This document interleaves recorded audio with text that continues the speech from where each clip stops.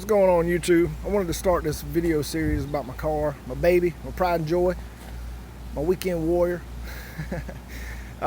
First I want to start with a little backstory on my adventure with Dodge and the Challenger.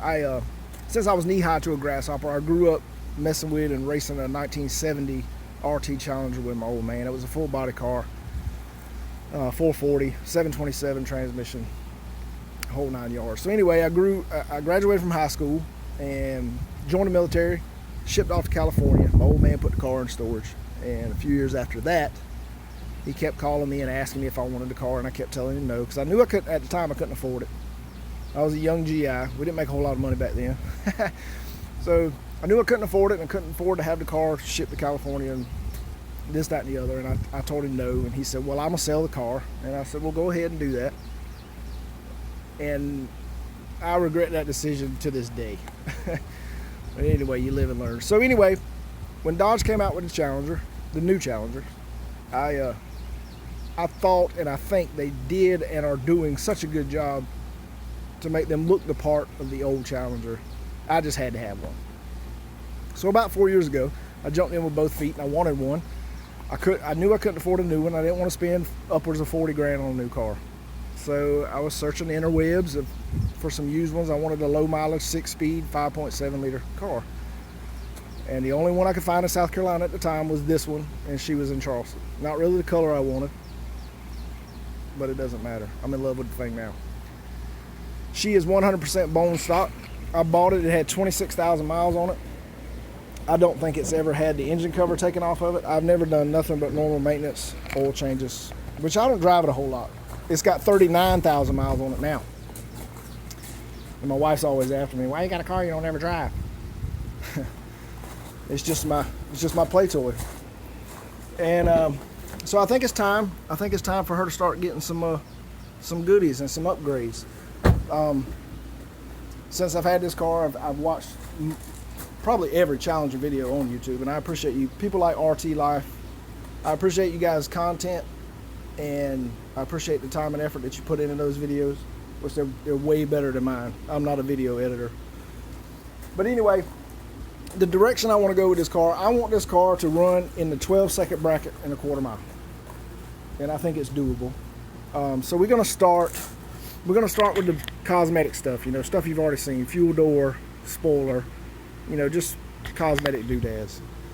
But performance-wise, I'm gonna start in the back, and I'm gonna come forward. This car has atrocious wheel hop. You cannot get into it. It might be the tires that's on it, but you cannot get into it hard in first gear. You got to shift a second and then jump on it, and she'll do the thing. But so I'm gonna do the control arms and the differential. I'm gonna put some shocks and some springs and stuff in the back. Well, springs and shocks in the front too. And I was thinking about changing the gear in the differential, but what I read online, these manual cars have 372 gear in the differential already. Now, I don't know if that's true or not. Maybe you guys can help me out and correct me. I really don't know what gear is in that differential. So, and then from there we're going to do exhaust. We're going to do a cat back exhaust. I want to go with the Borla Attack, and then I'm going to do the wheels. I'm going to do probably the Hellcat knockoffs. And my thought was I was going to get a 20 by 9.5 or 9 or 9.5 for the back, and maybe keep the stock dimension wheel in the front and run like a 275 or 295 rear tire in the rear, and keep maybe the 245s in the front.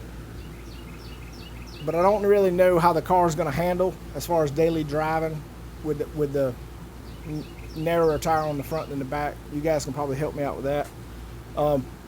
My train of thought is, back from my old drag racing days, you want less drag as possible on the road. So we used to run drag skinnies on the front of those cars, but this car is not going to be drag raced a lot.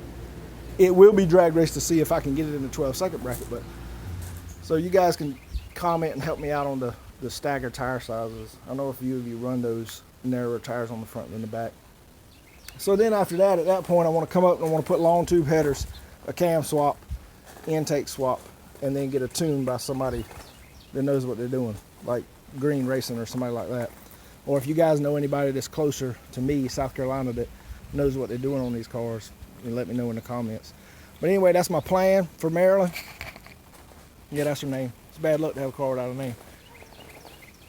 That's my plan for her. I'll post videos as I put little doodads on the car. And it's probably videos that you've already seen, but I'll post them anyway, just to keep a record of, you know, the progress on the car and stuff.